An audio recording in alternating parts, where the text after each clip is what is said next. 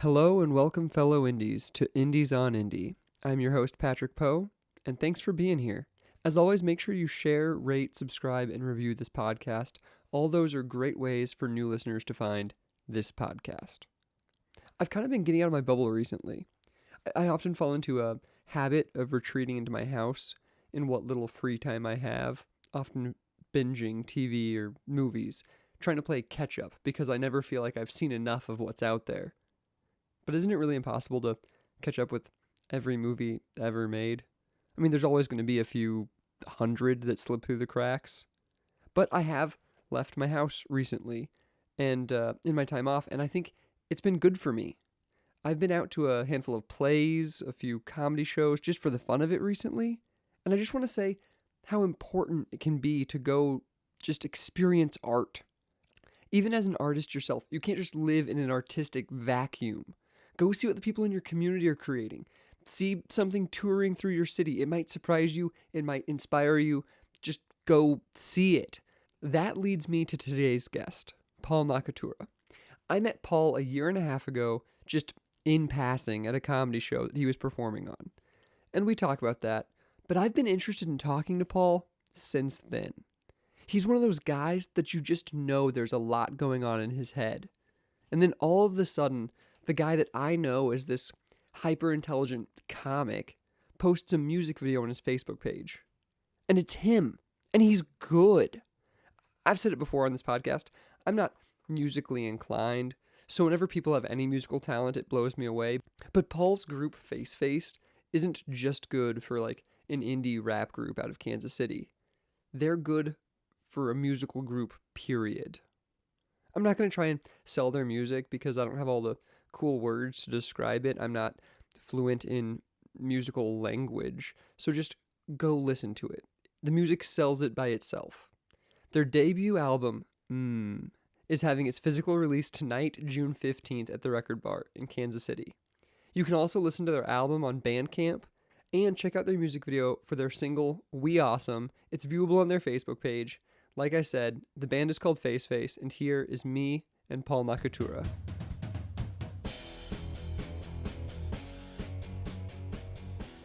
Well, that's how I first heard of you. Was I don't know if you know or recognize me. I filmed you do stand-up at CNCN for Norm Dexter. Oh. Do you remember that show? Which show? Because it was in the basement of some bar out north. Oh yeah. Yeah. To like maybe 4 audience members. Yeah. And there was like a candidate that got interviewed that day. Yes. Yeah. Yeah. There was some political candidate. There was you doing stand up. Oh, this sounds great. Oh, thank you. There was a music act. Yeah, there was and then there was also Joe Nunnick. With his comics. With his comics, yeah. With his comics, yeah. There was oh man, that was a while ago. That was fun. Yeah. Yeah, it was a tiny room, but like they were like into it. That was the wild shit. It was really tiny, but like they were like really into it. They were a good audience. Yeah. Yeah, like it. Are you already recording? Yeah, we're on. Okay, great. Okay, 'cause this is actually like a really solid story. No, like and I only remember bits and pieces because like they started giving me free drinks.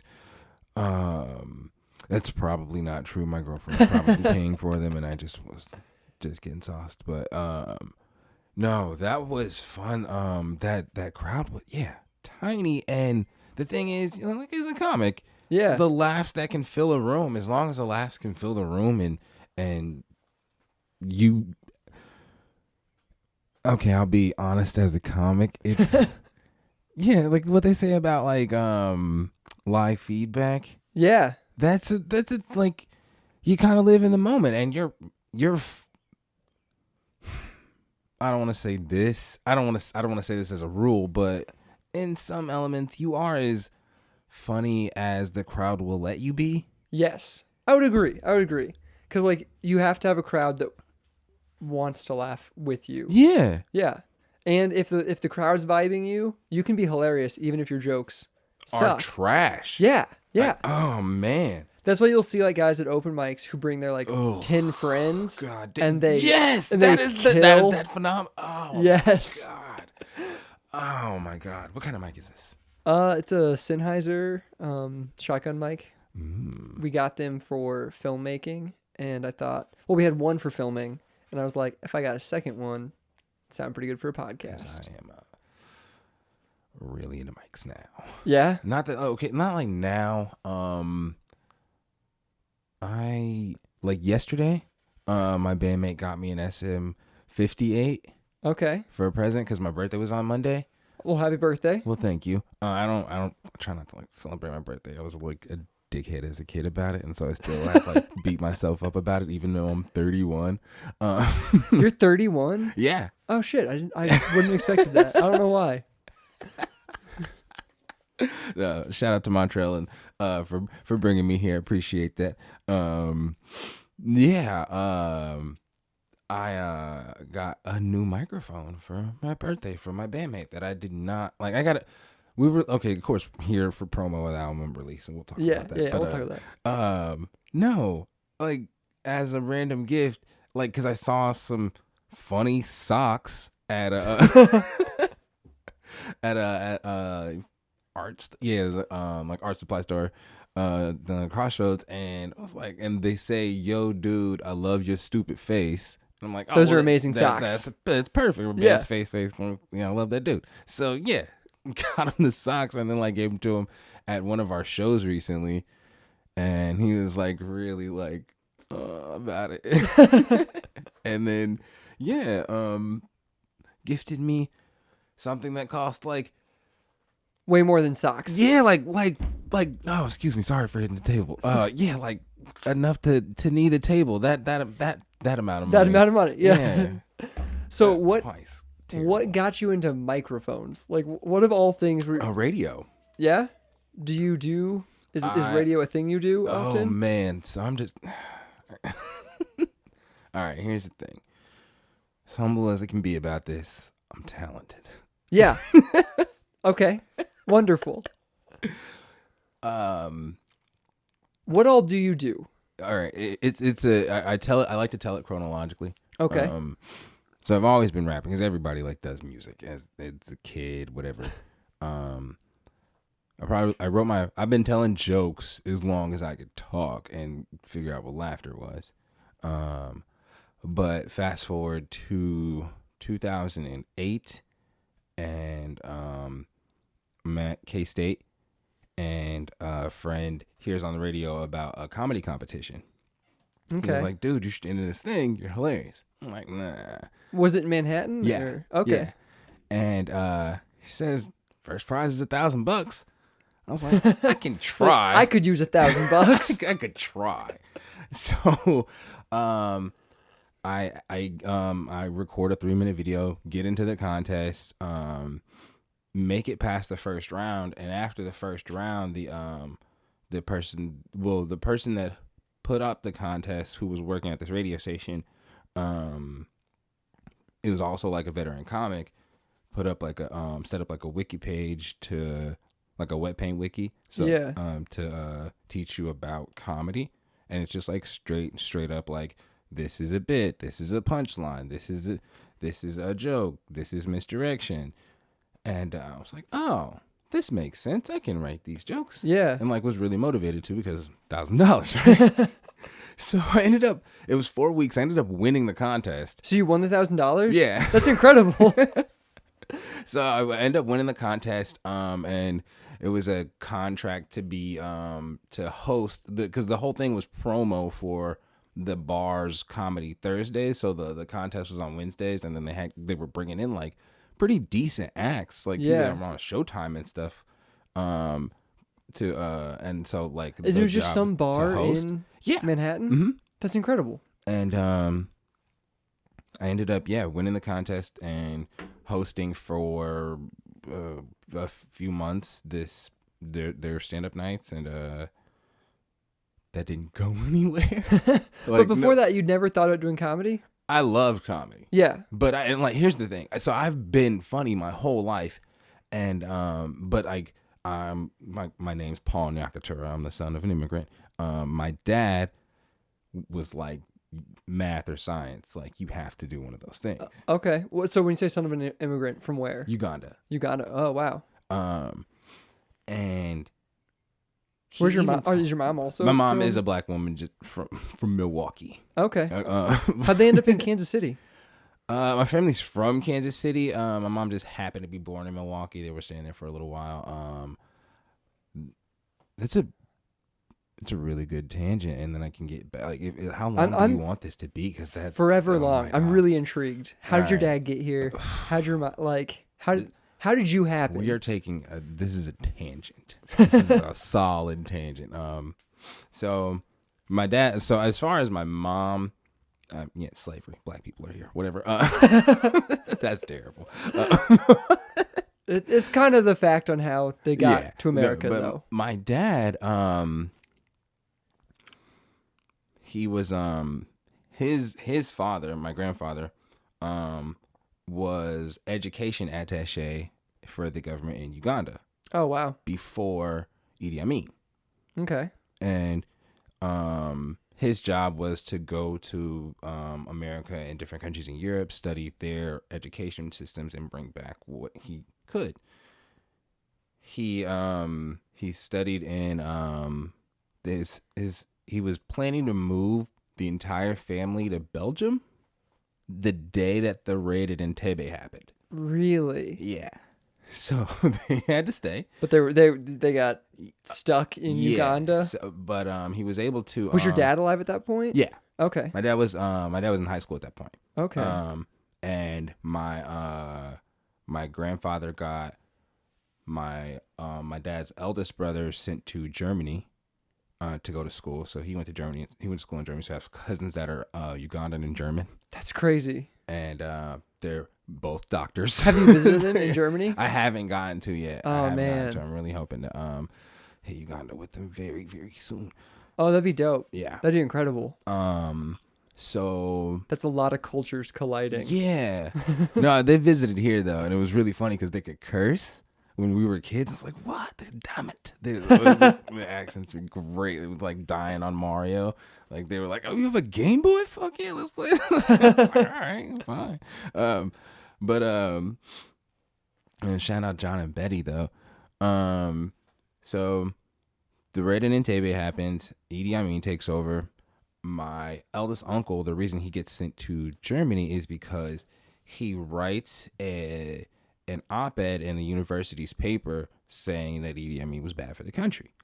Idi Amin puts a hit on my uncle. Oh my gosh. Gets my uncle, my grandfather gets my uncle out of the country and into That's great that he was in a position to get him out of it. Yeah. While he was still before Idi Amin, my uncle came over to Emporia's Teachers College. Okay. Which ended up becoming Emporia State. Yeah. While he was there, and apparently there's something there commemorating him, but I can't find it. I haven't been able to find it. Commemorating your my grandfather? On campus. Somewhere, this is what I've been told by an uncle, is that there's somewhere on campus something commemorating him, but I don't know where it is. You got that. There's gotta be somebody you can ask about that, right? I feel like it. I should. Yeah.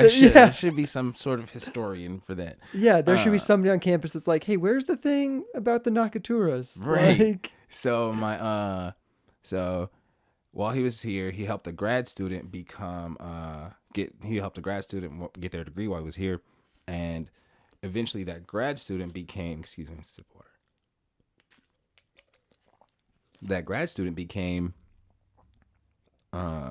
president of McPherson University. Okay. McPherson College. So you're very connected to Kansas in a very very odd way. I'm such a Kansan. I want to be the governor of Kansas. I really For real? Do. Yeah, that's really like my dream.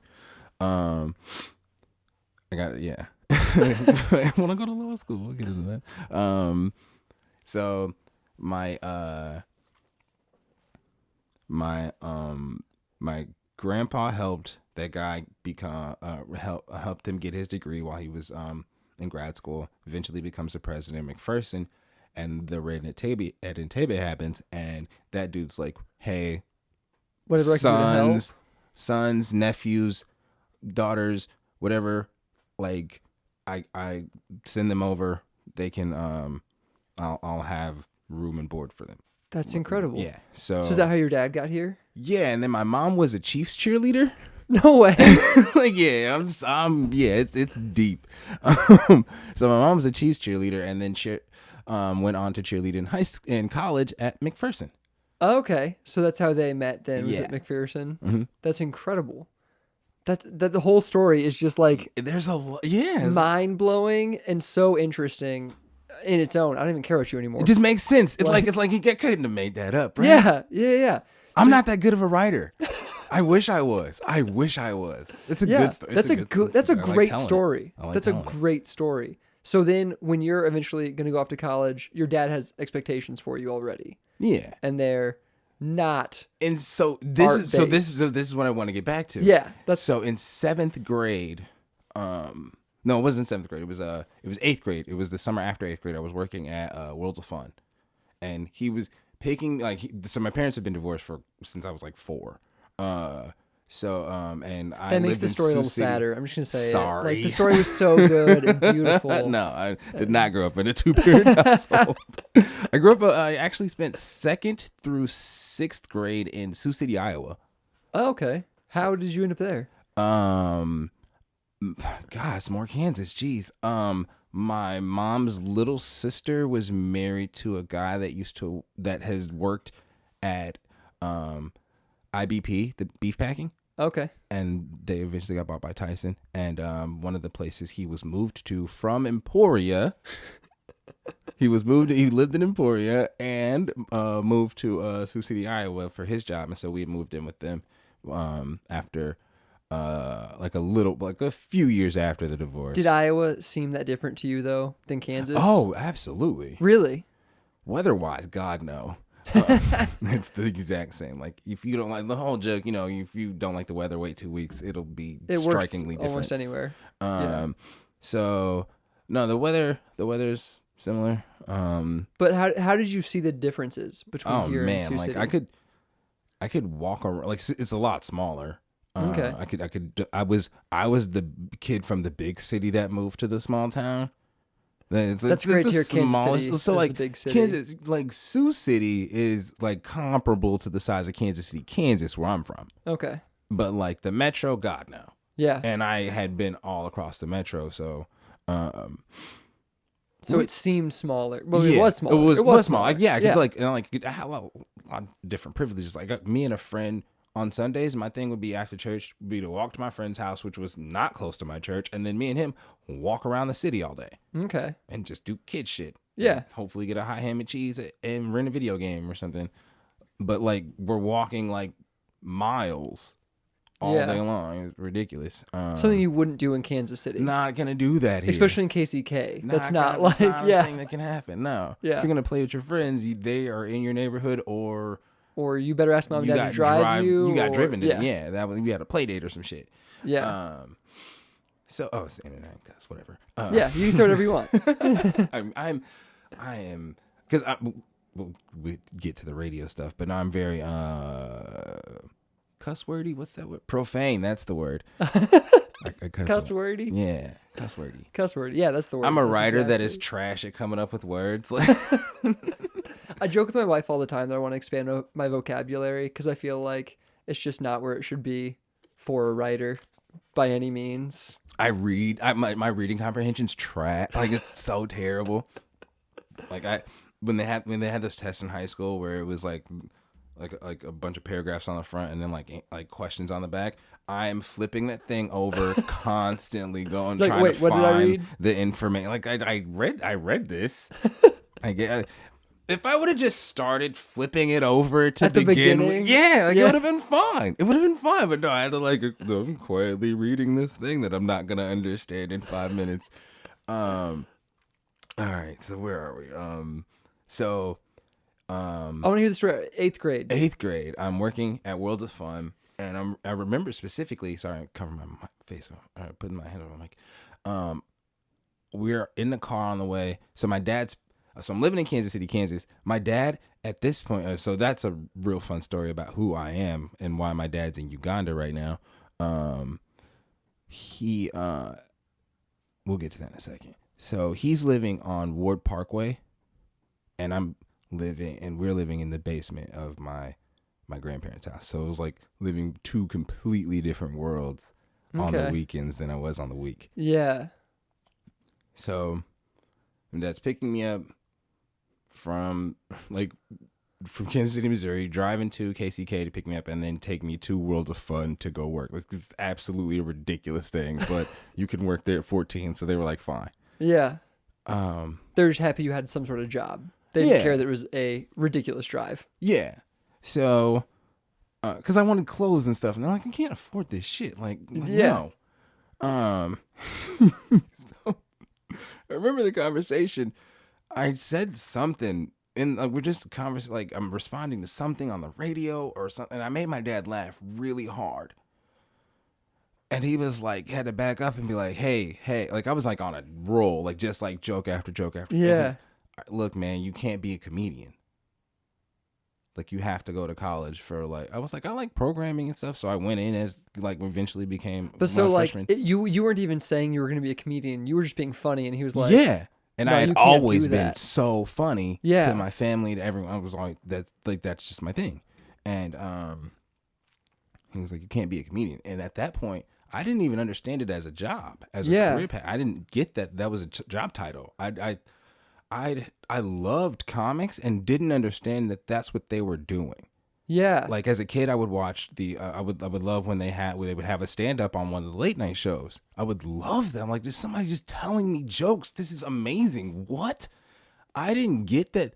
That was their job. That was their job. They clocked in that way. Yeah. I didn't get that. I didn't get that whatsoever. I did not understand. So before you even had the concept of a comedian, your dad had already told you, you can't do that. You can't do that. Yeah. That's impossible.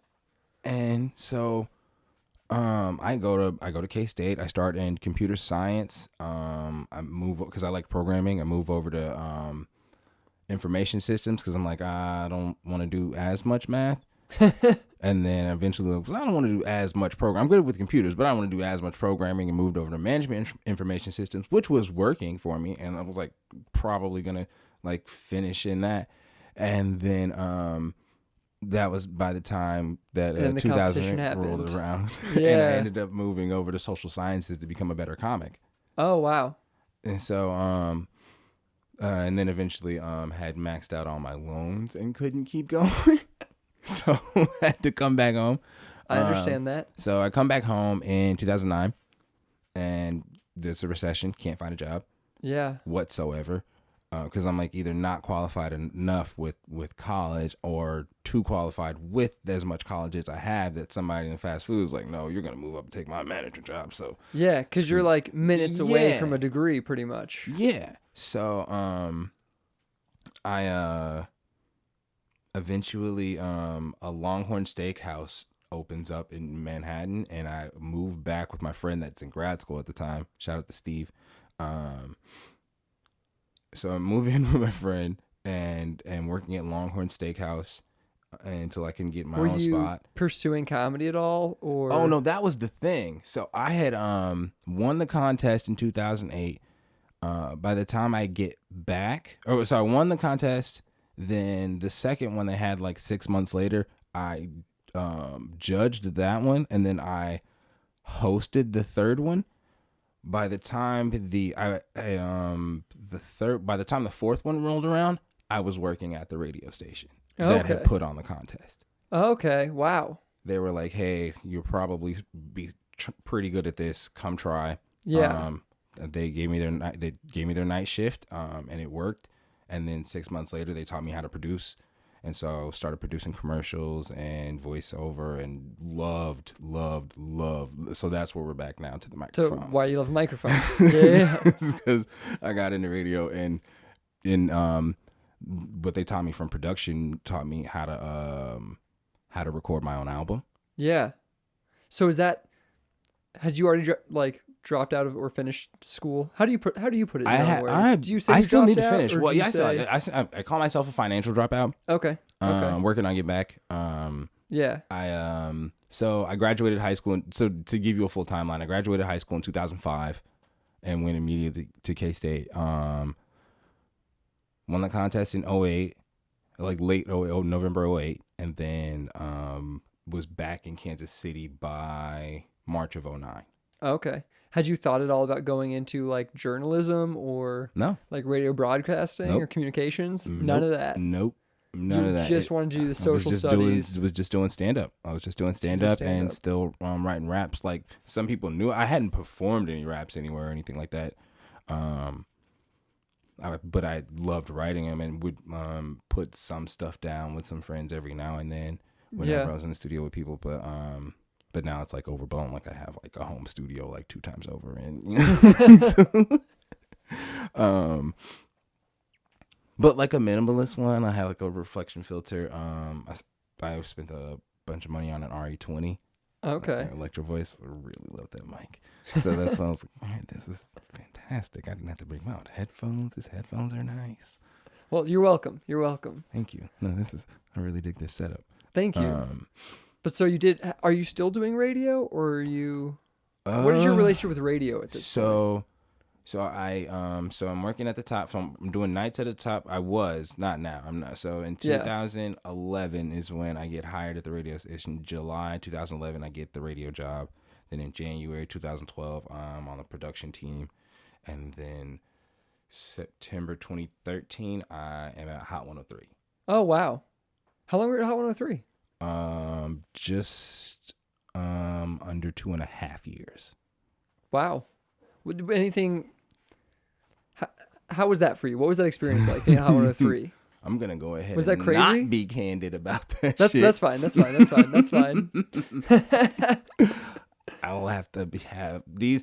See, I'm for those of you that don't know what Patrick's podcast guest release looks like, I'm not getting paid for this. So no. When the juiciness of my time at 103 comes out, I will definitely be getting paid a lot more for this. That's cool. I just want to know, like, did you listen to Hot 103 as a kid? That was the thing. Yeah, absolutely. That was the only radio station I listened to as a kid whatsoever. I didn't listen to any other radio stations. That's what I was curious about. It's because, like, that's what I listened to as a kid as well. I was listening to Hot 103. Nothing but Hot 103. And, like, I listened to, like, 2 or 3 others. But, like, I was just thinking in my head, like, how crazy it must have been to be hired at the radio station. Yeah. Like, yeah. That had to be mind-blowing.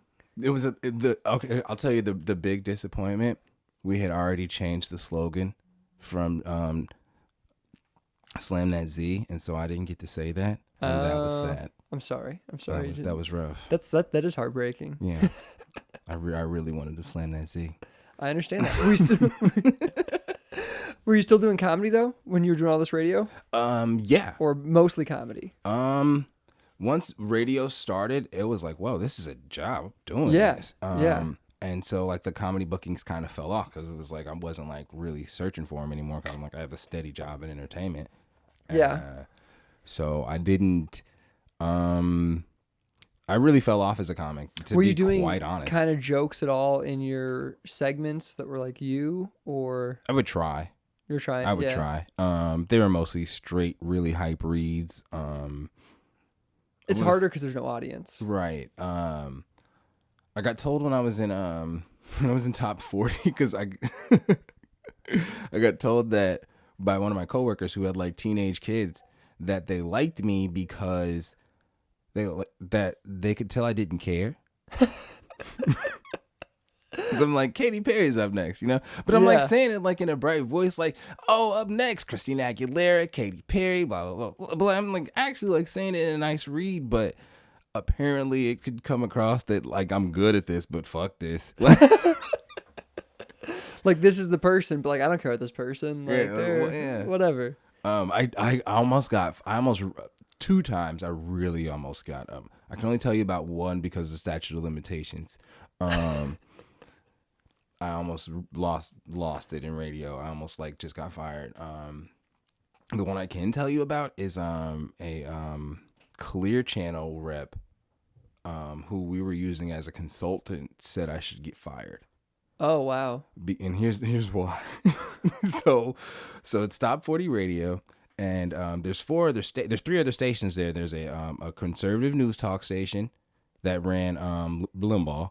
Oh. Like it was sports and talk, and ran Limbaugh. And then there was a country station and a rock station. Okay. So they're very diversified. Mm-hmm. Apparently, I was the first black person there. Oh.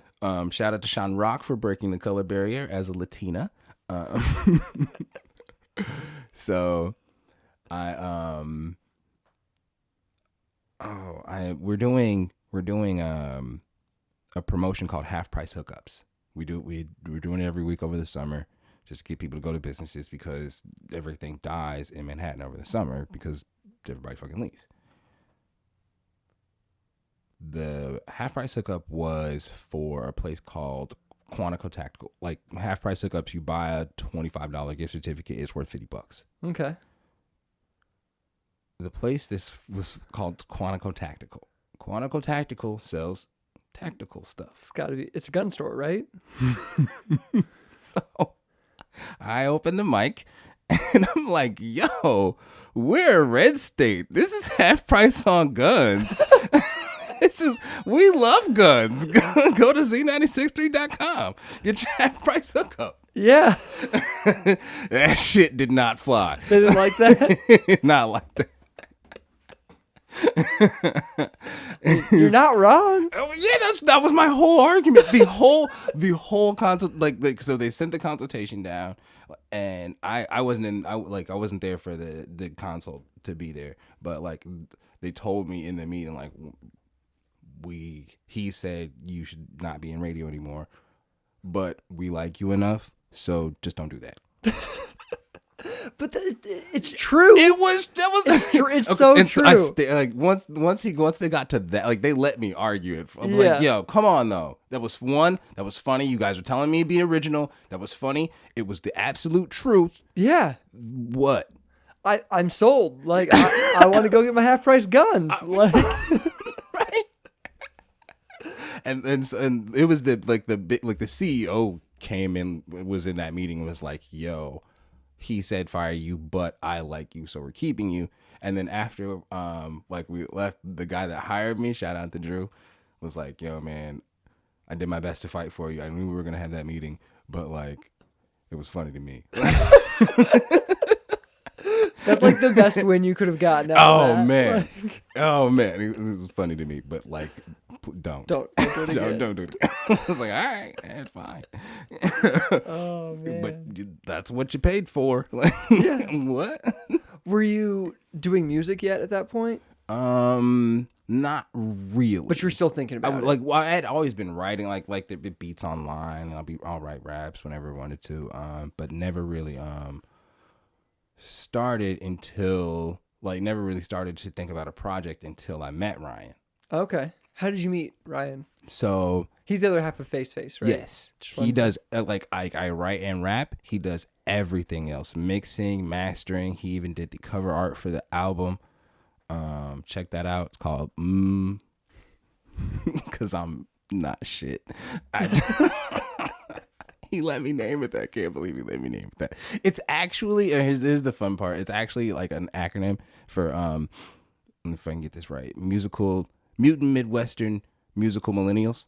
Oh wow. Okay. That's dope. So yeah. I liked it just as I was like that makes me like it makes you feel good. Yeah. You gotta hold it for a list, not just Like it's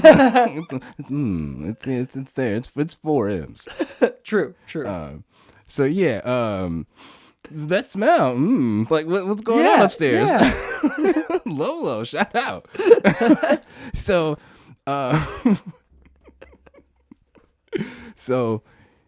he in the comedy contest, one of the other finalists, because it was like 40 people and then like down to 5 people. One of the other like 5 finalists, I ended up being roommates with like years later. Oh wow. Cody Dietrich, and really funny dude. Does he still do comedy? I think he's still doing stuff off and on in Manhattan. he happened to be best friends, like childhood best friends, with Ryan's older brother. Okay. So you just happened to. And so like so Ryan was already in Kansas City because like Ryan grew up in, he hates this fact, he grew up in a place north of Manhattan. I'm just gonna leave it at that. He hated it. It was really bad. He happened to visit, like, and of course they came to his best friend's house, and his best friend's like, "Hey, this dude raps every now and then." And the funny thing is, I suck at freestyling. Okay. So like, but I get lucky every now and then. And the ratio is, he improved it today. He said the ratio was 1 in 5, but it was like 1 in 6. Like, okay. Like every now and then I'll just spit a hot one out of nowhere. Like usually it's like bad. I'm like, toy, and boy, oh boy, there's a toy. It's like, wow, it's trash, dude. So happened to have he was beatboxing, and I happened to have a really hot one that day, and just been making, and that was 2012. Oh wow, so you guys been working together for a while. Yeah. What's his background musically? Holy shit. Where did he I don't want to give his background musically. I want to talk about everything he does. Okay. Because he does so fucking much. It's ridiculous. First off, our album sounds amazing. It and does. Like what people don't get is that there is beat making, and that's one thing. But like once you add the vocals over it, it sounds like shit unless you have a lot of knowledge on how to make it not sound like shit. Like a raw beat and a raw vocal sound like trash together. He engineered the whole thing. Your album sounds incredible. Thank you. That was something that like really stuck out to me when I listened to it. Was just the master of your album is professional. And that's him. That's just him. We do that in his studio, and it's a home studio. And it sounds awesome. He knows what he's doing, and because of my voiceover background, I know what I'm doing and how to project, and so it sounds good. Fuck the bullshit. We got co-signed by Crooked I and Raw Digga. I don't know what that means, but you can explain it to me. Both famous rappers. Okay. That shit happened in the same fucking day. That's awesome. That was crazy. That was crazy. I was like, just like the day your album released, or no, I was it was we decided to release it because of those accolades. Really? Like because the video was out and it was on Twitter and it was doing pretty well, and Crooked I, who, okay, to help you like be like, whoa, holy shit. Crooked I is in Slaughterhouse, and there are 4 people in Slaughterhouse. One of them is Eminem. Yeah, I know Slaughterhouse. I know that. Right. Crooked I is one of the members of Slaughterhouse. Jesus. Right. Every now and then, well, like every day on Twitter, he's just talking about rap and like asking people hypothetical questions and like, hey, what song feels like this for you? What does this for you? And just ask people about hip hop. And he talks back with them. And one of his followers said what's missing. Excuse me. And one of his followers was like, and I was just responding to them. He said something that's like fun, but I can't remember exactly what they had said, but they were like, that's like lyrical, but like not like annoying, like where I have to just focus on the lyrics, but nothing that's just like trap, and then like the lyrics are trash, and I can't like have like an intellectual thing with this, but the beat's fun. And I was like, hey, I think my band rides that line pretty well. And I was just responding to the follower. Please check out my pin tweet. Yeah. Crooked I looked at my pin tweet, and my pin tweet's a video. Oh, wow. He was like, and then he responded with one of the lines like, hey, that was nice. I was like, oh shit, you listened to my song? What the fuck? He was like, yeah, it's cool. I was like it. I was like, you like it enough for a retweet? And then he retweeted Did he? it. Yeah, and he said, this is Holy what raps shit. is missing. He said, this, quote, this is what rap's missing. And something about fun lyrical bars. That's incredible. And I'm like, yo, what? And so Raw Digga, who is a really famous female from way back when, like, she's been like big since the 90s. was like, she called me, she was like, what, is Skilo back? And Skilo was like a comical kind of rap. He wasn't like comical, but like he has the song he's really famous for is like, I wish I was a little bit taller. I wish I was a ball. I know that song. Yeah. Yeah. And they were like, this Skilo in 2018. She hashtagged me as Skilo in 2018. Wow. And I was like, holy fucking shit, what is going on today? I was sitting in my bed tweeting because I didn't go to work. And now Crooked Eye and Raw Digger are fucking with me. How recently was that? That was probably March. Holy shit. So it was a couple months ago. Yeah. Yeah, it was a while ago. That's insane. Well, I mean, in my mind, that's yesterday, I feel like. March. Oh, like for that me, was... Crooked, it will be for yesterday until I'm 60. Excuse me. She totally burped on it. My bad. So what does that mean for you that they got that they co-signed your album? What does that mean? And I hate giving haters promo. But like my bandmate deserves every bit of like pushing up and uplift that he has coming because he's really fucking amazing. I still haven't gotten in all the stuff that he does. He promoted the video on Facebook, and so other people that aren't our friends or wouldn't normally have seen it saw it. Yeah. Who are like into rap or whatever, and so we push that. And out of 3 comments, 2 were really fucking negative. And it was like, and we focused on that for a little while, and I was like, wait, hold the fuck up. Crooked Eye and Raw Digger said we're what the game's been missing. How the fuck am I gonna let some random tell me that this shit isn't hard? Yeah. When I know it is. It might not be hard, but the shit is fun and it's lyrical and it's true. No, I'm not giving that one love. I'll wait on that one. That was a good hate. It was a fantastic hate. They didn't mention me, but they made sure to like not call my band name, but say it. And then like Twitter, I wouldn't have even seen it unless Twitter was like, hey, you might have missed this. And I was like, what?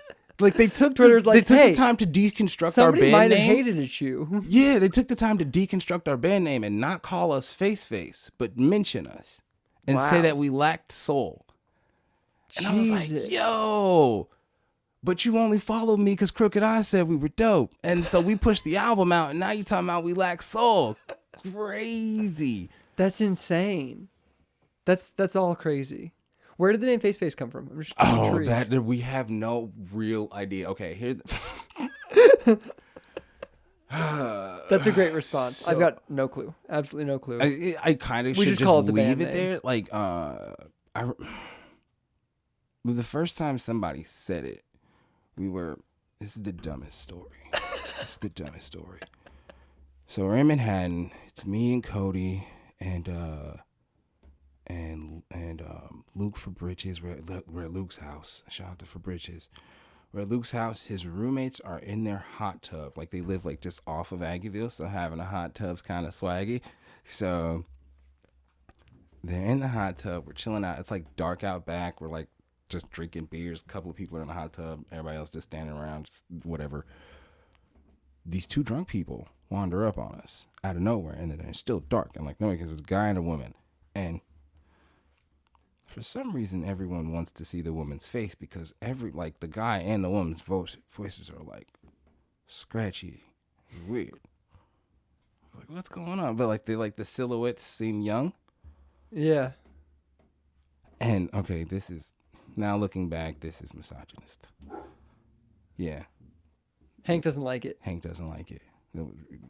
He called me out. Don't say it. Okay, I won't. It's misogynist. So I'm gonna just leave it out. Somebody was like something insult in the face, and I was like, what? Face? And we just kept saying face after that, like all in your face, and just kind of rolled after that, and then it's got a nice rhythm to it. That it was really weird how it happened. It's the stupidest story. I tried to tell you, it's a dumpster. It's a waste of time. That story is trash. Hank kept everybody away from misogyny, kept me on the up and up. Yeah. Yeah. But so Faceface. It was just the silliest thing we had heard. and Ryan wasn't even there. Ryan didn't hear the words Faceface until way later. So like by the time Ryan heard Faceface, it was like an inside joke that he was like, "What are you talking about? Faceface?" And you're like, "It's the band name." And I was like, "Can we call it that?" And that was probably one of the first times where we hadn't said it. We have said it, and I'll say it what it is. Where I knew I just had creative freedom with him. Yeah. And that's the cool thing. One of the times where I did say it, because like he's a white man and he is willing to accept that there's things that he couldn't experience that he has to still learn about like the world and how things are for other people. And that's great. That's why great reason why we're bandmates. And we were arguing. We weren't arguing. We were like having a cookout Debating. with our roommates at the time. At the time we lived at, it was like 2014. We were living in a house all together after I moved back from and gotten the job, and at 103. And we were just out back, and we were having a conversation. And I had like a couple of problematic roommates. Ryan wasn't one of them, but like we would like have to like engage in like, yo, this is wrong and this is why. And I'm explaining why something was wrong, or whatever. And Ryan kind of pipes up like, well, what are you going to do about it? And I said, I'm going to rap about it.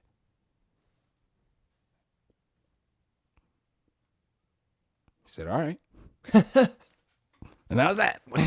we never had an issue about, and we never had in the first place an issue about the content of my raps. Yeah. Because we politically lean pretty much the same place. But at that point, you were like, "This is how I'm going to." Yeah, and because I was confronting it, and I was like, "You can't do this." Like, well, he was like, "So what are you gonna do about it?" I was like, "Okay, I'm gonna rap about it." And okay. So that's something. Oh, well, I'm cutting you off. I'm sorry. No, you're good. Ryan does so fucking much. Okay. I have to get back to. I keep hitting this. Okay. I'm just gonna scoot back. He plays guitar in a math rock band called Humph. Oh wow! You don't know this? No. Okay. So we're looking up Humph music. After this, please put it in the post. Oh my god, it's awesome. He has his rack with like 10 pedals on it, looping and whatever they other ones do. I don't get it. You don't need to know what they do. No, that's not your job. It's just it's not my job. It's not my job. And they're a 3-piece right now, I believe, with the drummer and a bassist. But the first album they did, it was just the guitar and the drums, and it is nuts. I didn't know what Humph HMPH with an exclamation point. I didn't know what math rock was before he played it for me. Is it not rock music about math? No. Okay. Did you not know this? No. So math rock is called that because it's not on 4/4. Okay. So like they have a bunch of crazy time signatures, and only the two of them know where everything's going. And it's not like something that you can like sit and write lyrics to. It's like, hey, this is happening to you, and you just got to accept it. Weird. Okay. It changes a lot, and there's weird loops, and it's something. It's wild stuff. So he does that, and like they have a full set list, and it's like he's playing all this crazy stuff, and he has all that stuff memorized. Then he has a solo by himself, RLT. He'll get a drummer for that sometimes, a different drummer. So in Humph, it's Jonathan Thatch. Shout out to him. When he's RLT, he'll bring on John Brazook sometimes from Bacon Shoe. I don't know local bands very well. Bacon Shoe is some wild stuff. That if you get a Bacon Shoe show, you should go. They have a mascot that griddles bacon on stage. That's amazing. And passes it out to the crowd. That's the dream. It's fun stuff. So yeah, they got Bacon Shoe. So Ryan's not a Bacon Shoe. Sorry, Ryan brings John Brazook in from Bacon Shoe to drum while he does everything else. He has this guitar case like suitcase, and then he opens that up, and then there's like a loop pedal, like a loop machine, like a K oscillator, and like a keyboard and effects and all sorts of. And so he'll like do an electronic dance party Just out of his suitcase, pretty much. Yeah. That's insane. So as RLT, and that's crazy. He DJs as RL Tunes, so he book him. He and as well, like I said, he mastered the whole album. Like did all the original beats. All the beats are original. There are no samples. It's the only if there's one sample and it's just him on the song Open Carry. Okay. Because that was a beat he made. It was like, "Girl, you shoot me with your love" or something like that. And it was like, like he gave me the beat, and it just had that "shoot me," and it was like, do whatever you want with it, and like the kind of like the snares sound like gunshots, and so that was how that song happened. Yeah. He also Made the artwork for the album, front, back, and is in a band. They're on hiatus currently. He drums in a 5-piece what do they call it, a post metal band, Beelzebubs. Okay. Yeah. So and then he's a bartender at several places. Jesus. The man does a lot. He does a lot. I feel like you do a lot though too. Am I wrong? I'm capable of a lot. I don't do as much of it as often as he does. Okay. So like I'll be like in radio and then not doing stand up so much, and I'll be like focusing on a rap album and not doing stand up, and everything is about not doing stand up. I need to do stand up. Well, but now you're trying to become the governor of Kansas, right? Yeah, I want to go to law school. I'm finally like saying that out loud. That Yeah? I'm gonna finish undergrad. The plan is to hopefully get enough money with rap and comedy to fund finishing undergrad, and then like being like famous enough to get into grad school on some not merit. I should have merit by then. Yeah, it'll just be different merit than Yeah. collegiate merit. Collegiate merit, pass the LSAT, whatever. Yeah. Or score. You don't pass it, you score high on it. You can't fail the LSAT. Well, that's good to know. I think. Are you probably can see? I probably don't know that. You probably can fail the LSAT. Or you probably can like just like crash and burn on the LSAT. I don't know. I need to You study need to up, find out. but I need to finish undergrad first, so I don't have to worry about that shit yet. Yeah, good point. I need to be able to pay for undergrad first, so I can't worry about that shit yet. And so that brings me to Friday is our record release, our CD release. Where Yeah. you can't. We call ourselves a '90s band. You can't be a '90s band without a CD. You Okay. gotta put out a CD. Like it's Yeah, a streaming you need age, a physical. But we're '90s. You gotta have a CD. It's something you can scratch up. No, it'll last forever. Trust me. That's awesome, though.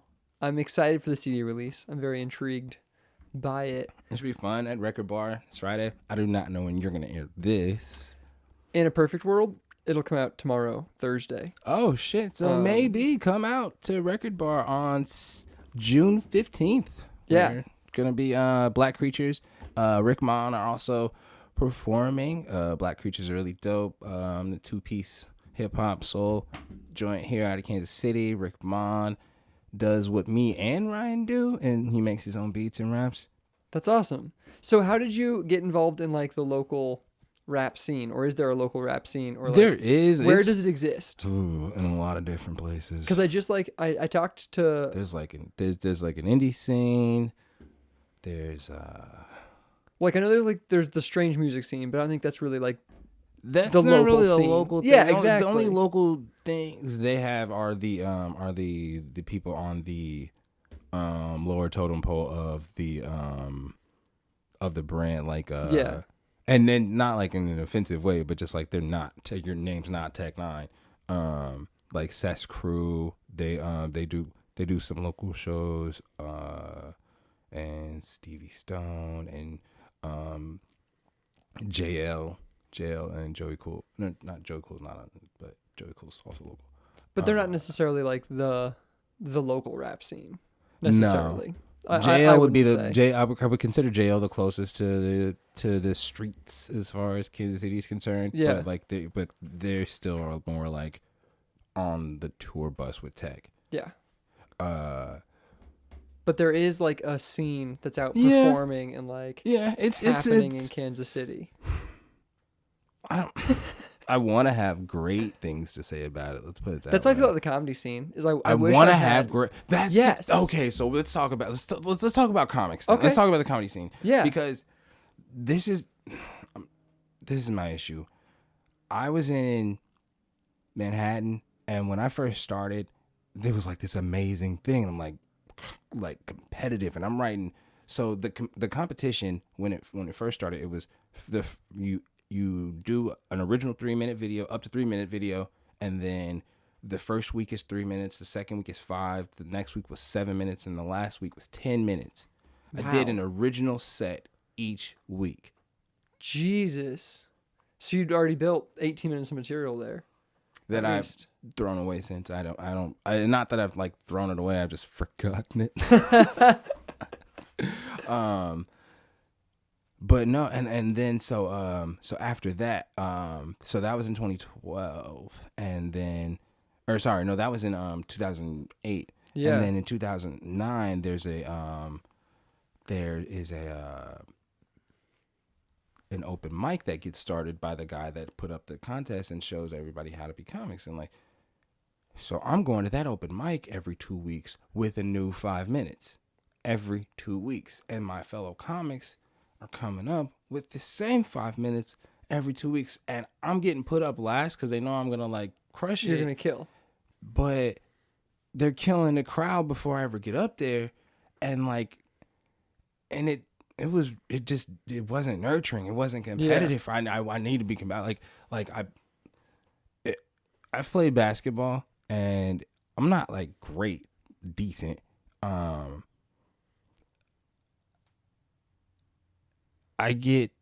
play down to my opponent. Like if I have someone shittier than me, then I probably won't play that great. Yeah. Even though I can like really outskill them. But if I have someone that I'm playing against that's really good, I'm gonna have, even though they might beat me, I'm gonna have a lot better game against them. As hard as you can. Yeah. Yeah. And just the competition wasn't there, and I really felt stagnant as a comic there, and like came here for a contest that I ended up being a finalist in. I didn't win it, but my big claim to fame in that is that Matt Keck was in one of my elimination weeks, and I beat him. Nice job. Nice. Yeah, because Matt is hilarious. Yeah, Matt is amazing, and yeah, and so I actually he had some fuckery go on during his set though. I will give him that, but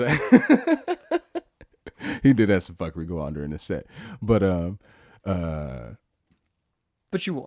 I went to the finals in that one, but I tried to do political stuff in like the last round and totally fucking bombed. It was bad. That's one of those things in Kansas City. Some nights you can get the right crowd politically, and then some nights. And I was out in Joco. It was out at Joco. It wasn't happening. 119th and fucking Metcalf. It was not. Was it the old Stanfords? No. It was next door to where that is. Oh, okay. Oh, excuse me. It was called Fire. Something. Fuel? No, it was next door to Fuel. It was something next door to Fuel. Whatever. There was that country bar right there. It wasn't country. They tried to be kind of classy, like a Velvet Room. Rose Velvet Room. That's the name of it. I have never heard of that. That was the thing. Okay. Yeah. So I actually, yeah. So that was in like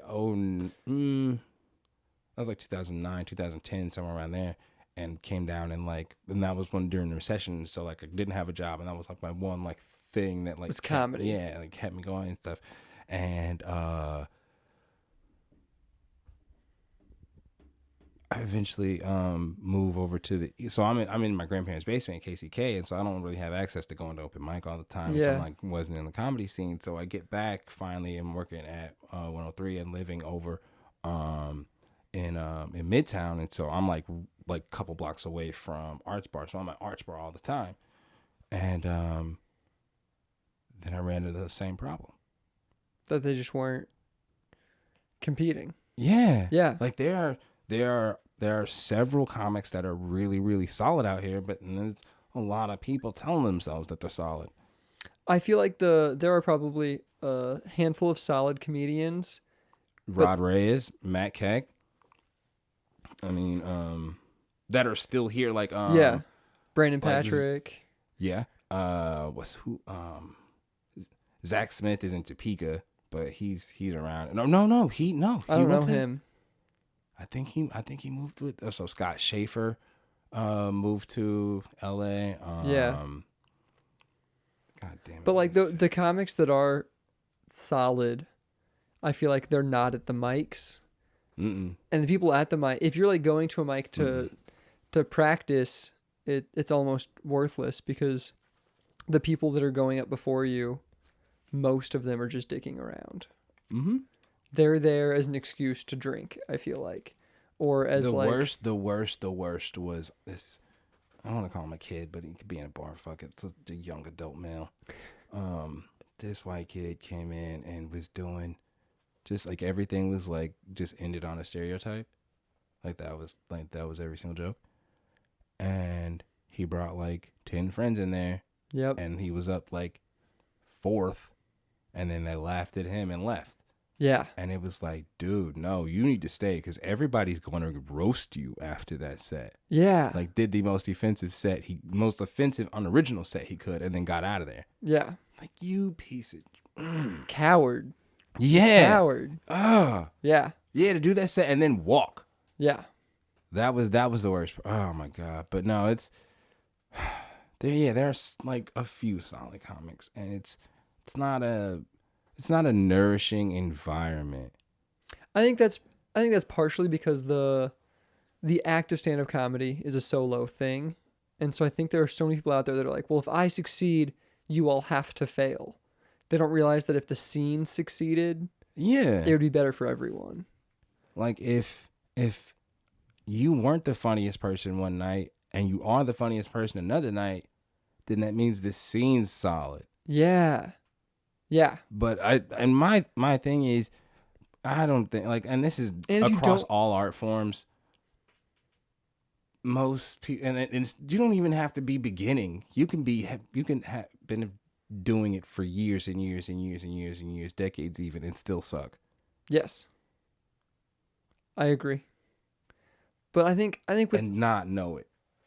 Yeah. So many people don't know that they're bad at what they're bad at, and it's not like I wish them all the best. Yeah. But like you can only get better by realizing how hard you sucked. Like if I'm decent, I'll be like, okay, that was decent. If I'm crushing it, I'll know I crushed it. But like I can go up, feel like I did decent, watch a comic, do way worse than I did, and come off and that night we're drinking and they're like, yo, I crushed it, dude. That was awesome. Like what?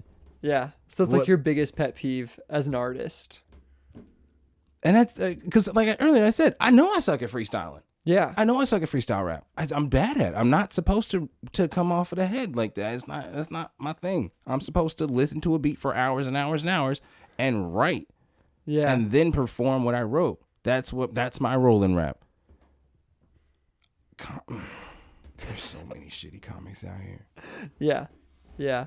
See, I think my thing is that like there are a lot of comics who don't realize that the audience is important and that the audience is a piece of the performance.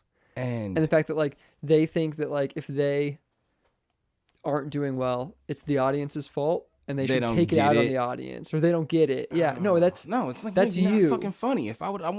If you can make me laugh, I would have fucking laughed. Yeah. Yeah. God damn it. And like being rude to that audience though, if you walk an audience member and you think that's like hilarious, like I see that all the time. I'll see somebody at an open mic and I'll see them walk an audience member for like being a dick or something like that, and they're proud of themselves.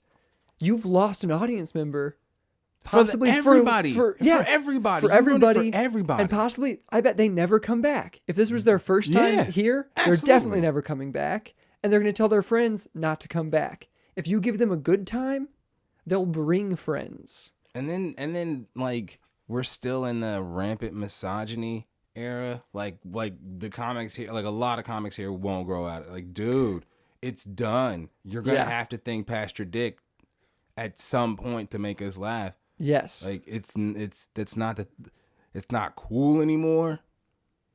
I have plenty of dick jokes. I still write them. But But they're not the thing that you're working every Monday. No, and that's not that, and it's not even that. It's like, stop, like, and this is he's so PC, like, but if you have to punch down, you're trash. Yeah. Like, I could talk shit on white women all day because our minorities equal out. I like that line in your song.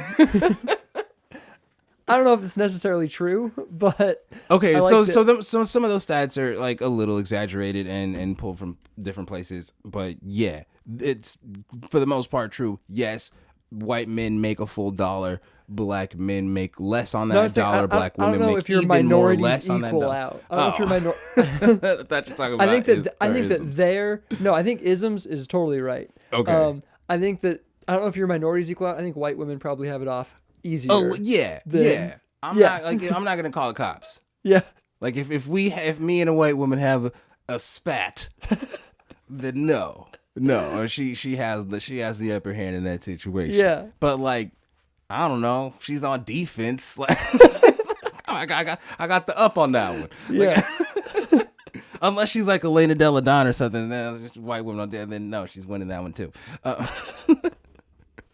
I like basketball, but you were saying that you can talk trash on white women all day. Well, yeah, because almost immediately our minorities will cancel out. I'm gonna have male privilege over her. She's gonna have white privilege over me. I'm gonna get paid more in a job, which is crazy. Yeah. Which, like, nobody should get paid less than anybody for doing the same fucking job if you're both performing at the same level. That's ridiculous. Yeah. But like, yeah, like the statistics show I'm gonna get paid more. I'm gonna have a better chance for a promotion. Should have a better chance getting in the door. Oh man! So I'll use that to segue into your music then, though, and I kind of like mostly compliment you, but ask you about it a little bit. So Thanks. what I really like compliments about listening to your album is that it's fun to listen to. It's just intrinsically fun. There are fun beats, and there's a lot. That's what I love about him. That dude is awesome. It's so like my part's so much easier because his part's so cooler, and he has to do his part first. But sometimes I will like bring him like a melody, like, hey, I want to like do kind of this thing, and then he'll build around that. But for the most part, no, it's mostly he writes him, and then I'm like, yo, dude, this would be funny, and then go from there. That's awesome. But like, so he has a lot of fun beats, and like, they sound like they could be like the summer like party anthem. They're the way, almost. Yeah. And like, some of your songs have that like party element, and the things you're saying are very like in that tune. But then you have some serious political lines within them, and even some songs are just very political. Yeah. And you even mentioned in one of them, I don't know them well enough to quote it. I'll help. But you mentioned like you mentioned that the election happened before the album had come out. Yeah. So you could write that song. Yeah. Do you think? And that was the thing. I was like, as it was happening, it sent me into writer's block. Like, really? Yeah. Really? And then it happened, and me and my girl got drunk election night, and just like fuck it, we'll find out in the morning. I'm taking a shit, and I hear her start crying. Wow. And post the Facebook status, well, comedy just got easier. Because that was the only silver lining. That was it. Yeah. That was it. And so, yeah, I was like trying to finish. And that was specifically that song I was trying to finish because I had already had the beat months earlier and like had already had that hook and was like, but I had two big blank spaces with like, how the fuck do I approach this? Jesus. Yeah. There's so much. But no, I'm happy with how that came out.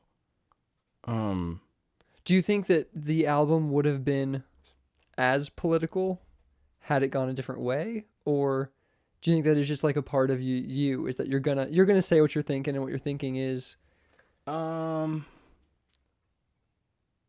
don't. There'd probably be one like isms might not have existed in the sense that it does, yeah. and like it would be. I think it would still be there in some sense, and I would have mentioned like the first verse would have stayed the same as far as mentioning all the things I did about pay and wage gaps and gender gaps and such. So these are things that no matter what's happening, like globally or nationally, these are things that are in your head Yeah, constantly. So I think that would have happened, but I don't think it would have gotten as angry as it did. Like Open Carry got like so the album, like we have to like push out a second project really quickly because that's what you have to do after you like have a first one that's kind of solid. Yeah. So we're working on that, but like in all honesty, we started doing this 4 years ago. Wow. Okay. So you've been writing all of this for 4 years. Yeah. For the most part, the album came together in probably like a year and a half as far as the work we're putting in and like being next to each other. But our living situations kept changing, and our work situations kept changing, and we just because you have to live real life. Yeah, as like as a musician, you until you're like doing like $3,000 shows for tours, like which people can do and not be like super known. Yeah, like that's a viable thing, but like it's a tough thing to break into and to get booked constantly. Yeah. So, yeah, you have to like be a normal person. As an indie artist, you have to have the ability to sustain a real life. I have a whole song about getting groceries. Which song? Meet Me. Is it? Yes. I don't think I noticed that. Yeah. That's just about getting groceries. Because it's just a thing you have to do. Yeah. Yeah. Part time. And that's the thing. I sucked at rap until I started rapping about things that were actually about me. Okay. Because what a lot of rappers do is see what famous rappers are doing and just try their best to replicate that. Yeah. And that's why they suck. Comics do that too. Like it happens across all art forms. Yeah. Well, yeah, like when I started stand-up comedy, I started telling long-form stories about myself, and I was like, oh, nobody cares about me. Nobody gives a fuck about me. I don't matter. Mm-mm. Yeah. I tried that, and yeah, but then the things that really made people laugh were like, oh, that is awful. Like, all right, that's what y'all want. I got more. But no, because people really responded to the crass stuff, so that's all I was really doing early. Yeah.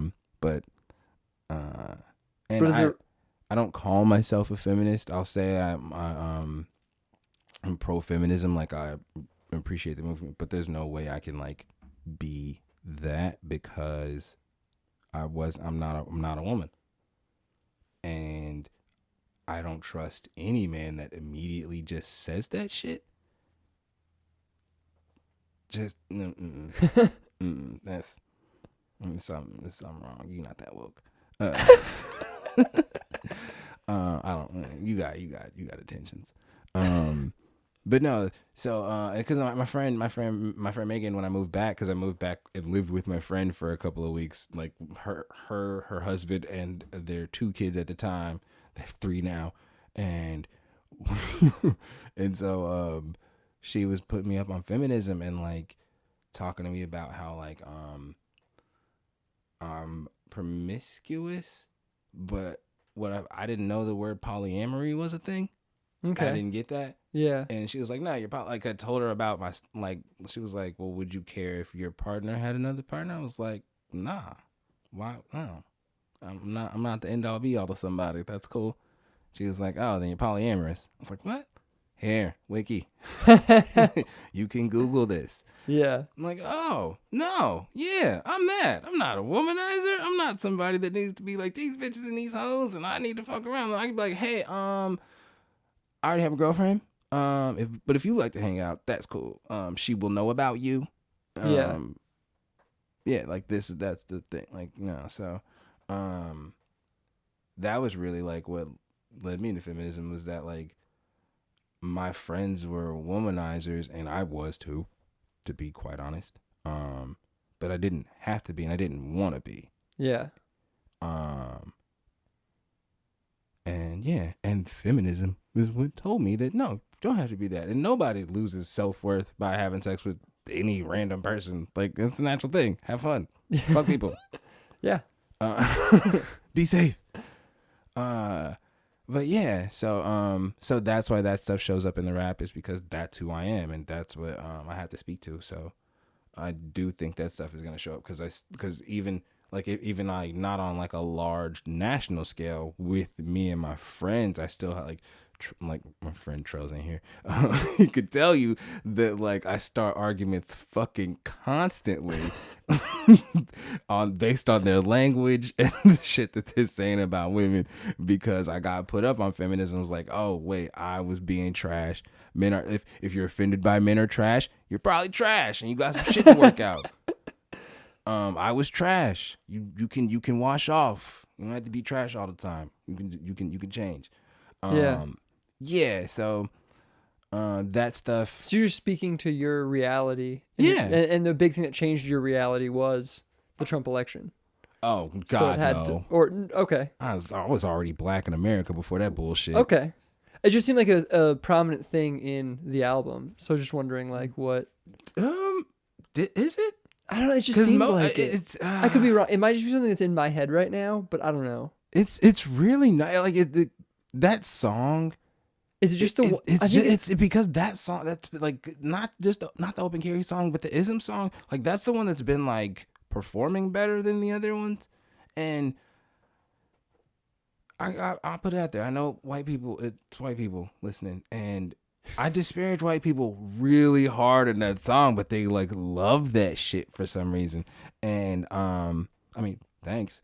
But like I not like that song is it's starting to eclipse things as far as the album is concerned, because like it's the one that's sticking with people. That's what I'll say. That's the one that's sticking with people. I'll say what's interesting. I didn't even think Isms isn't even the one that stuck with me really. It was Open Carry, honestly. Okay. Open Carry really just like, it's not a song you hear often.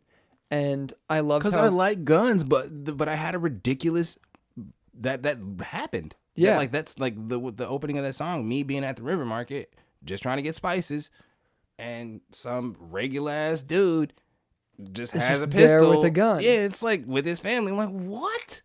I remember I used to work at Oak Park Mall. How do I not know you're about to snap? Like, you don't have a fucking uniform on. Yeah.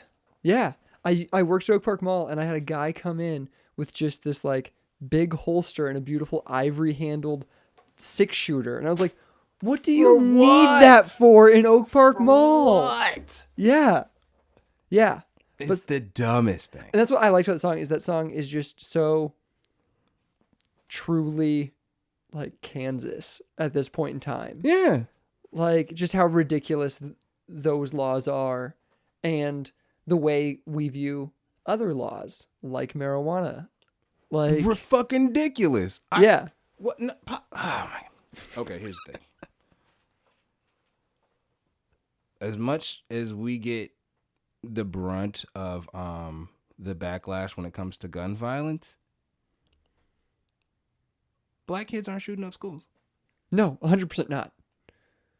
Almost. That happens. Like, black violence happens in the streets, and it's personal.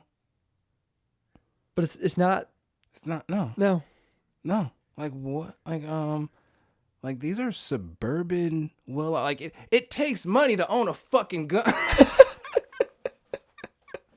Guns are so expensive, and white people have so much more of the wealth. Oh man, I know they like it like that, but whatever. It just sucks. Like, so, I recently listened to A People's History of the United States. Like, I'm a terrible reader, but like I can digest a book apparently. Holy like I almost felt radicalized by a history book. Wow. What about it? Just out of curiosity. big bullet point from the whole book. Every war is based on capital. Whenever we hear a reporter say the economy, that means corporate wealth. Whenever we hear labor, that means poor people. And not even poor people, that means everybody that isn't a CEO. Yeah. Like your labor. Like if you make less than $250,000 annually, you're one of us. Your labor. You're one of us. You are the black child that you think is born to a welfare queen. If you make less than $250,000 annual, that's you. That's you are the immigrant who ICE is separating your family at the border. You like if you make less than $250,000 annually, that's you. You're one of us. You're even if you don't think you're poor and you can see other poorer people, you are one of us. Step to our side. Step to our side. That shit. I think that's what I try to do with the music is like juxtapose our ridiculous ass situations. Yeah, and I think that's what you're doing beautifully, in fact. Because, like, as you're listening to it, you're bopping your head, you're having fun, and then you're like, oh shit, did he just say that? Yeah. He did just say that. That's a goddamn good point.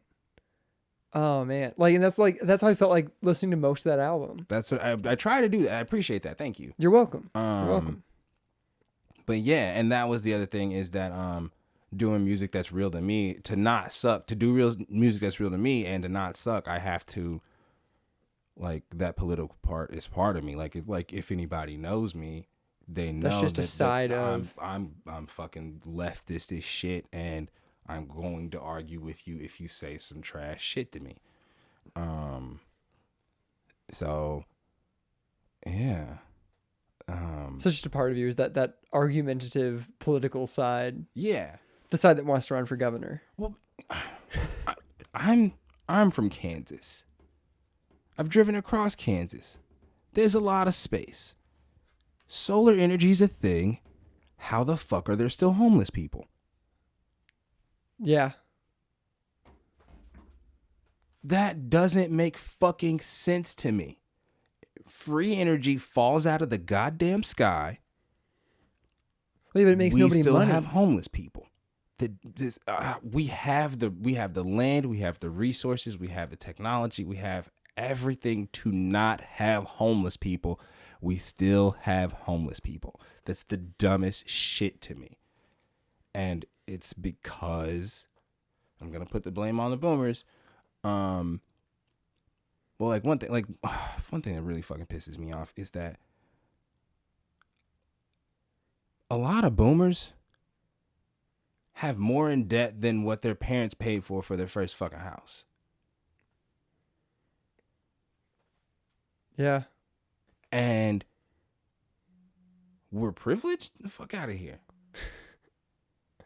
And they let that happen. Like it was happening to them. And they continued. So back to the book. Every war's been fought over. Every war's been fought over capital, by poor people for rich people. Yeah. And by middle class people. And the middle class is a new thing. Like it used to be just poor, and then that's it. Like everybody was just kind of poor, and then they put things on TV to make people think that everybody else had it all right. Racism's powerful as shit into getting poor white people to believe in that they're not in the same struggle as poor black people. It's the dumbest shit. Oh my God. Racism is so pervasive. And we like to talk about like how this country's so young, and it is.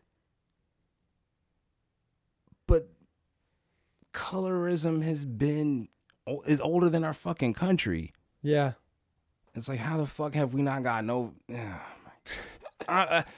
I should like the first half of my album. That should be what I'm doing constantly. But no, because we have all of these atrocities and injustices and isms, I have You have to the make that. second I half. have to do that part. I have Yeah. to do that part of the album. I can't ignore it. I'm not gonna put out art and say it's art without doing it, without paying, without if I'm giving myself a platform, I have to give. You have to use it. I have to use it. Yeah. Yeah. I'm not just gonna just give you party music and walk away. And in all the party songs, there's something there, like a little bit, like, hey, wait, what? You know Yeah. what I'm saying? A little, doing a twerk song and then diss Jesus real quick.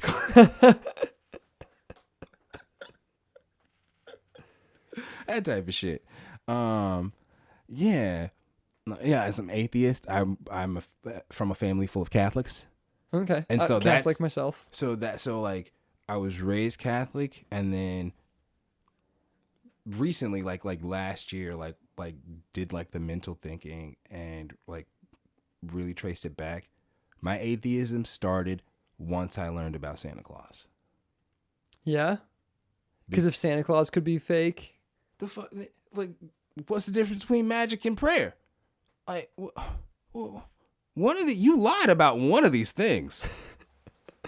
You could have lied about both. Yeah. Yeah. like I didn't believe that stuff to begin with, but I was trusting you because everybody else was like, yeah, no, this. Everybody else seemed on board. No, yeah. I looked to my left, I looked to my right. Everybody was looking forward. Fuck it. I to keep my head down. And I can't fight you all. You're clearly all bigger and taller and smarter than me, so I'm gonna lose this argument. So it wasn't until Causes was like, wait, I can not believe in God? That's a thing? But then I'm evil. Did you grow up, there's Catholic school? For a few years. Okay.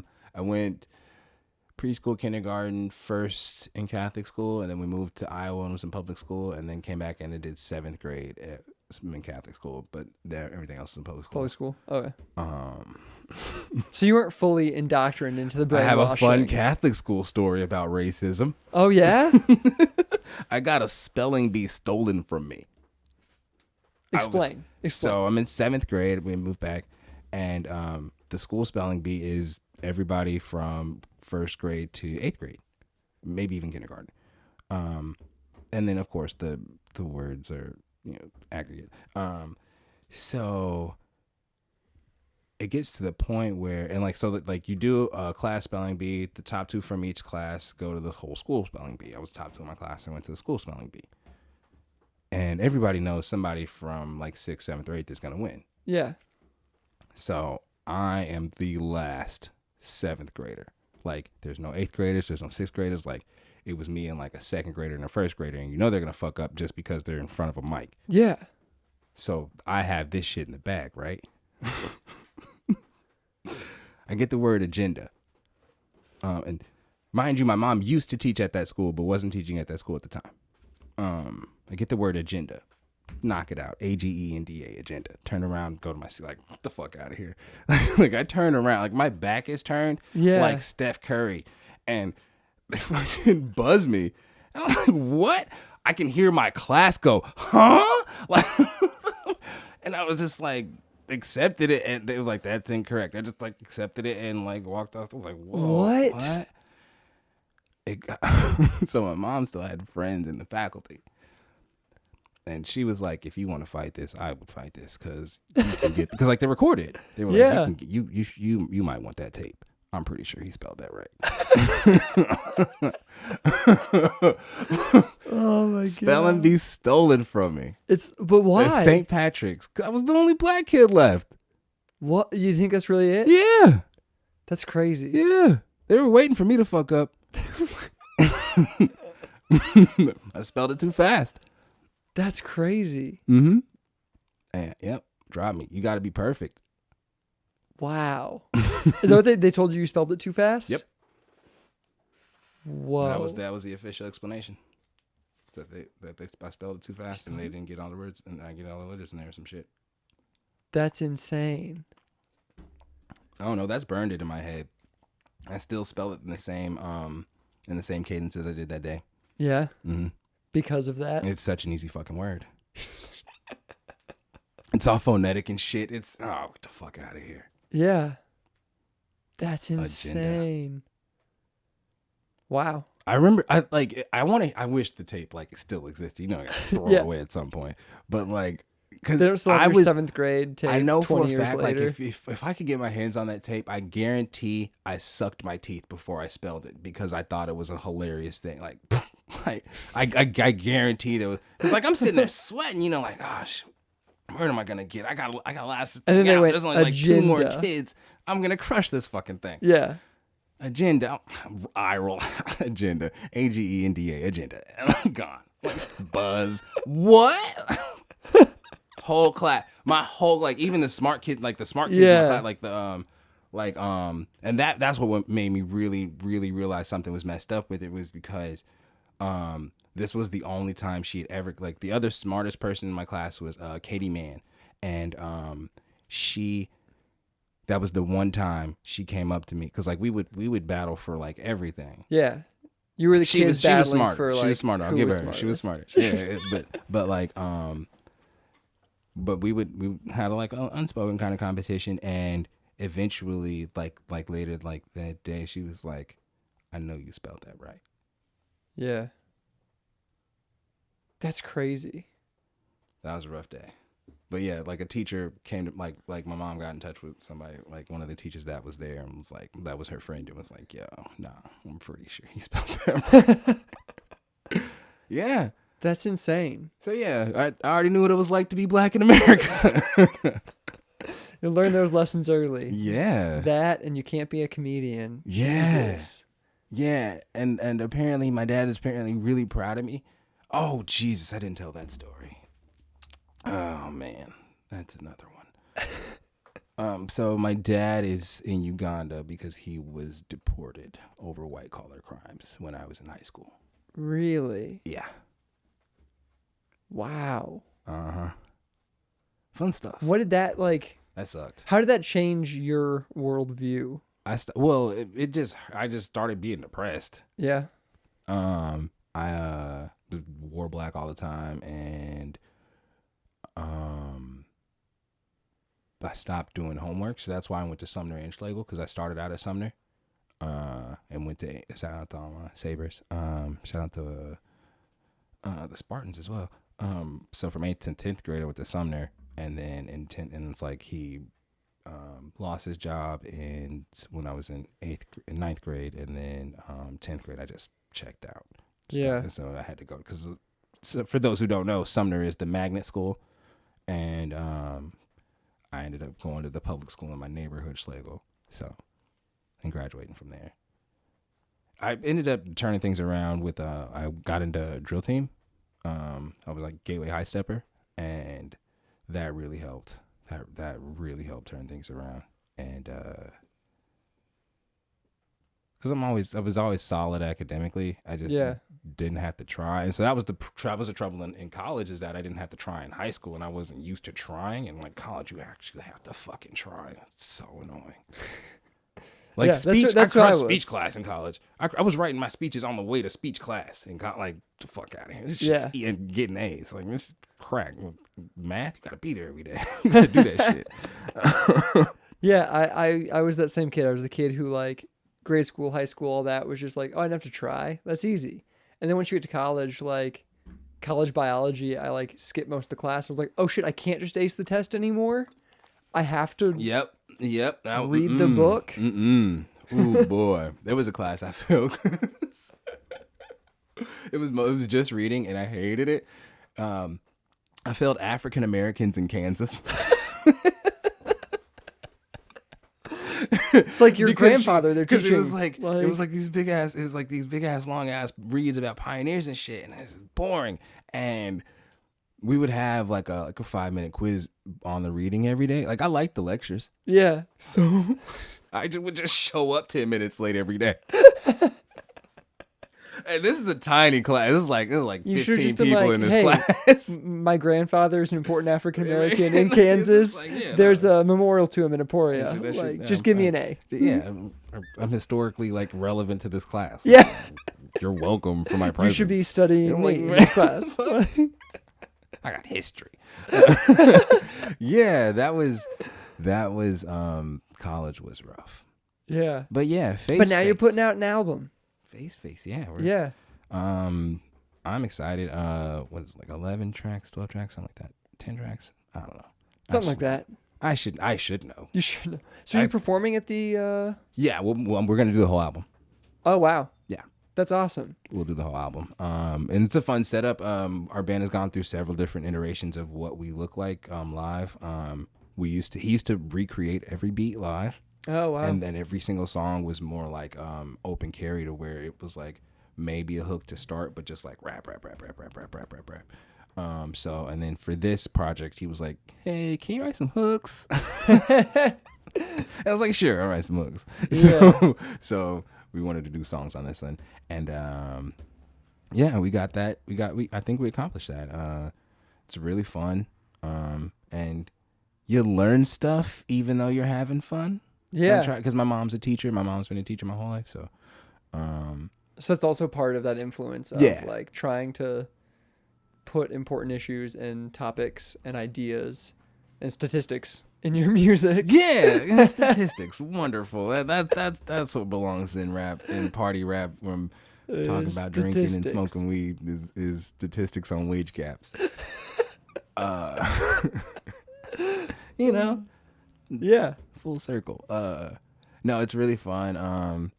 My bandmate's really awesome, and we're gonna have a lot of fun. Shout out to Black Creatures and Rick Mon. They're gonna be performing as well.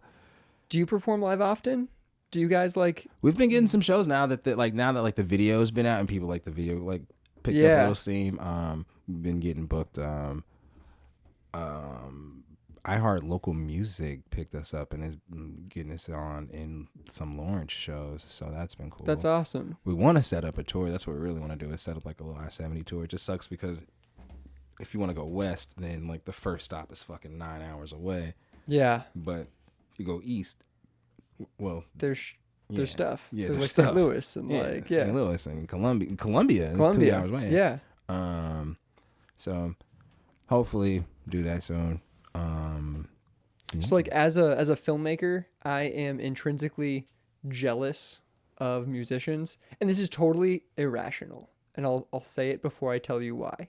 But I'm irrationally jealous of musicians because I pretend that it's easier for you. And I'll tell you why I pretend it's easier for you, which I'm wrong. I know it. But I in my head, it's easier for you because like you can book a show and like go perform at a show, and people will want to see music because it's live, like intrinsically. And then people like to buy merch to remember that experience. That's why and that's like CDs. Yeah.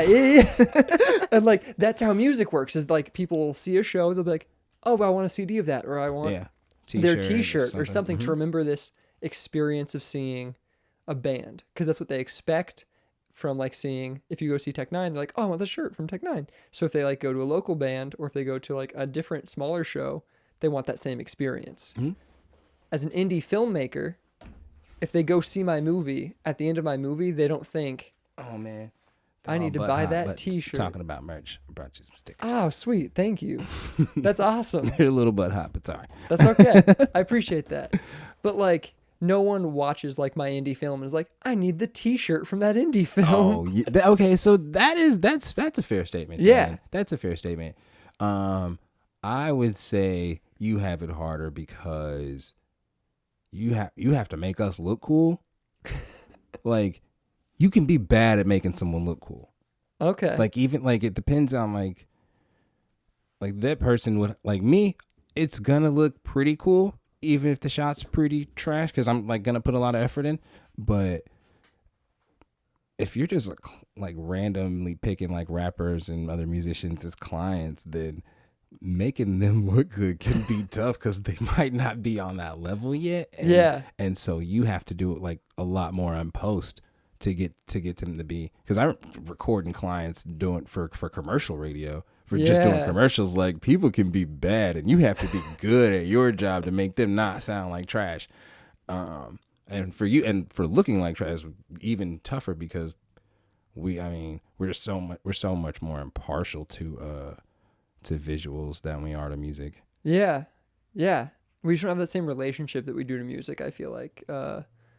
audiences don't. It takes a lot longer to move someone with visuals than it does with music, because like a song comes on, it's like in 10 seconds, like, oh shit, this beat's cool. Music is like intrinsically like emotional. Yeah. There's an emotional connection that humans have to music. Mm-hmm. You feel it can literally move you. Yes. Like film can't move you until it paints the picture and then tells a story and then twists the story. Yeah. Yeah. But music can move you film. It can take in hours. Like 4 seconds. Yeah. Yeah. Yeah. No, that's way tougher. Film. Well, I appreciate you validating my my insecurities, I guess. Yeah. No. That's what this whole. Film's way harder. Also, I'd like to say I like your video, which, by the way, that we got. The sweaters are the best. Not including the sweaters. Give me a budget for that video. Not including the sweaters? I mean, did you pay your videographer? No. Okay. But you built the wall. Yes. $500? No? $55. No shit. That's incredible. That's awesome. So, that's why I would have quoted you that 500 to make the video. So that's why I was just yeah, that's fair. No, so shout out to Celestial Pictures for doing it for their portfolio. Like, they are so awesome, and I can't wait to pay them to do a video. Can't wait to have enough money to like. That's how I feel about like the crazy. Actors that work for me. I'm like, I can't wait to be able to pay you someday. So they did it for their portfolio. So shout out Will and Kia. If you need videography done, I'm doing it. I don't care. They help me out. I'm shouting them out. Fuck it. I'm sure Patrick does a great job, but Celestia's out there. You gotta compete, man. Yeah, you gotta compete. No, I understand. But no, so this whole podcast, I have mostly filmmakers on talking about their art and promoting themselves. Oh, okay, nice. So like. So I should get those guys on, like talk about the Faceface video and whatever else they do. I don't know. So yeah, that'd be dope. We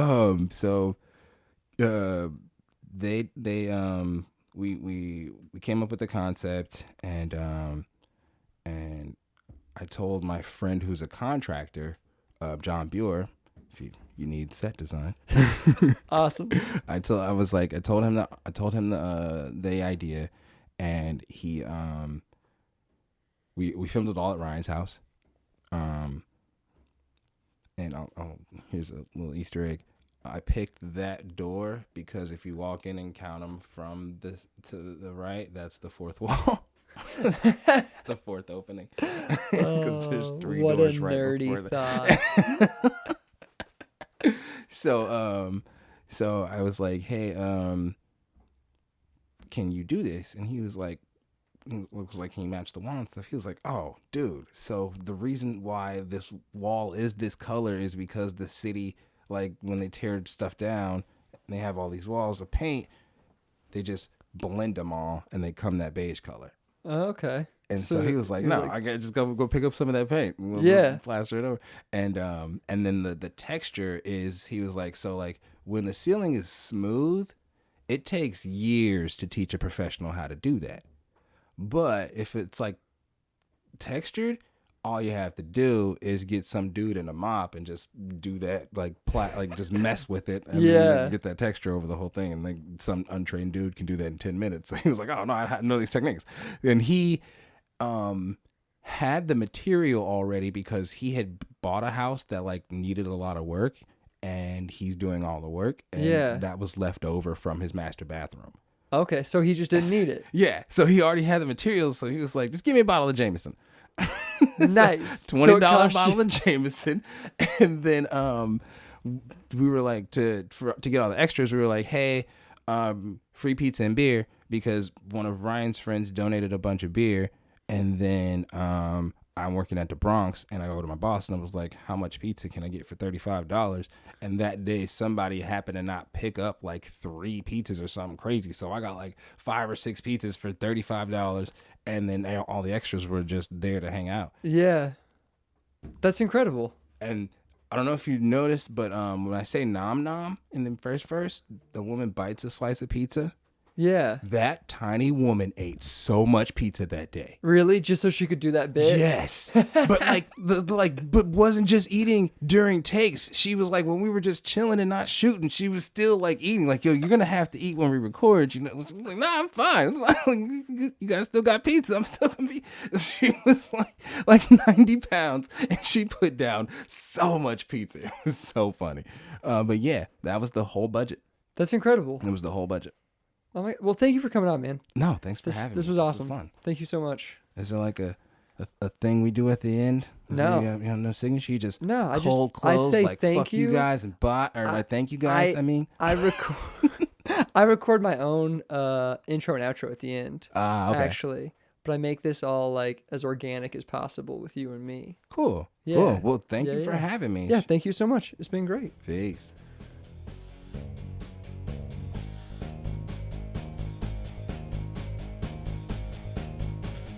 There you go. The very organic closing between me and Paul.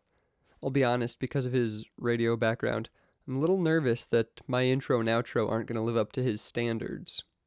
I also really hope that he had as much fun talking to me as I did talking to him. Paul is another guest that goes on that list of people who I just feel like I only scratched the surface with. Don't forget to check out Faceface. Their album release party is tonight, June 15th. I've already got my tickets, and you should get your tickets too. If you can't make it to that, because this is a podcast and you may not listen to it on June 15th, at least make sure you check out their music on Bandcamp and the We Awesome music video on Facebook. But you should really go out and see some art. Get some experiences. Please remember to rate, review, share, and subscribe to Indies on Indie, brought to you by IX Productions, making the world a funnier place one film at a time. Thanks for listening, and be sure to listen to our next episode, where I'll be sitting down with the writer and director of the feature film Good Land, which is screening here in Kansas City June 15th through Thursday, June 21st. So go check that out and listen to me and Josh Doak next week. Thank you so much.